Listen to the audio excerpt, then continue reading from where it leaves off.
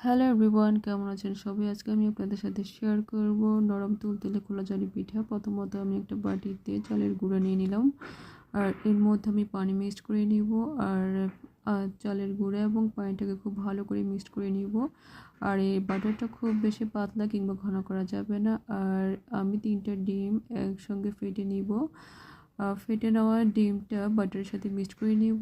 আর এর মধ্যে দিয়ে দিব লবণ, স্বাদ অনুযায়ী লবণ এবং ডিম। এই দুটো জিনিসকে খুব আলতোভাবে আমি মিক্সড করে নিব।